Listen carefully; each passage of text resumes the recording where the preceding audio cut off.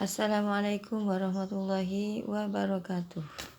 Sekarang kita akan membicarakan tentang mekanisme pencernaan makanan pada hewan ruminansia, yaitu seperti sapi, domba, kambing. Itu hewan ruminansia. Makanannya rumput.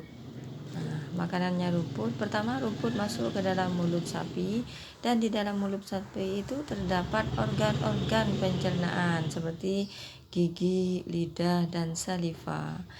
Gigi berfungsi sebagai pengunyah, ya, geraham untuk mengunyah makanan. Sedangkan lidah sapi yaitu berguna untuk merenggut rumput atau makanan dan mendorong makanan yang sudah dikunyah menuju lambung. Sedangkan saliva merupakan cairan atau enzim yang bisa kita lihat pada sapi, yaitu yang putih-putih di mulutnya itu, ya, cairan atau enzim khusus yang dihasilkan oleh kelenjar khusus pada sapi yang kemudian disalurkan ke dalam rongga mulut.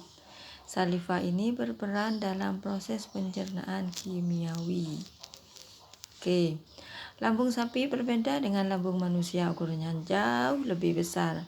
Lambung sapi merupakan organ pencernaan yang sangat penting bagi sapi, yang terdiri dari 4 bagian, yaitu rumen. Saya urut ini, ya. Rumen. Kedua, retikulum. Ketiga, omasum. Keempat, abomasum. Jadi ini sudah menurut urutan dari masuknya makanan sehingga keluar lewat anus, ya. Oke. Bagian-bagian dari lambung sapi ada rumen. Rumen perut besar, ya.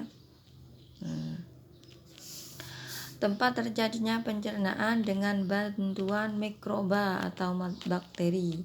Di sini makanan dicerna hingga menjadi bubur dengan gerakan mengaduk yang dilakukan oleh dinding rumen. Pada saat sapi beristirahat, makanan kembali ke mulut. Dari perut besar, makanan kembali ke mulut. Oke. Setelah kembali ke mulut, dikunyah kembali. Setelah dikunyah untuk yang kedua kalinya, makanan masuk ke dalam retikulum. Retikulum ini, ya, retikulum. Jadi pertama masuk ke rumen, perut besar, lalu keluar lagi.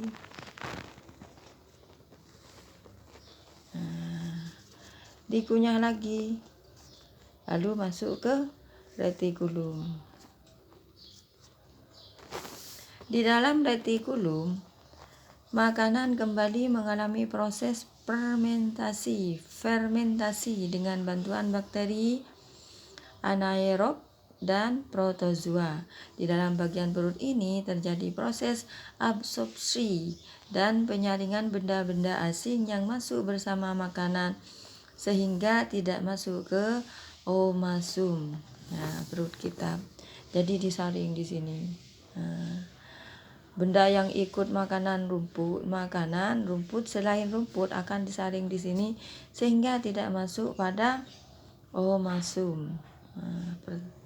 Selanjutnya omasum. Di dalam omasum, makanan dicerna dengan bantuan enzim pencernaan. Selanjutnya masuk ke abomasum.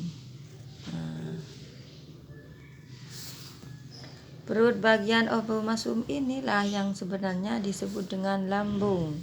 Di sini makanan dicerna dengan bantuan enzim pencernaan pepsin yang dihasilkan oleh abomasum. Setelah melalui proses pencernaan makanan di dalam abomasum yang dikatakan seperti lambung ini, makanan bergerak menuju usus halus. Panjang usus halus seekor sapi dewasa dapat mencapai 40 meter. Di dalam usus halus terjadi proses absorpsi dan fermentasi. Selanjutnya sisa-sisa makanan akan dikeluarkan melalui anus. Gini. Sudah, saya akhiri. Assalamualaikum warahmatullahi wabarakatuh.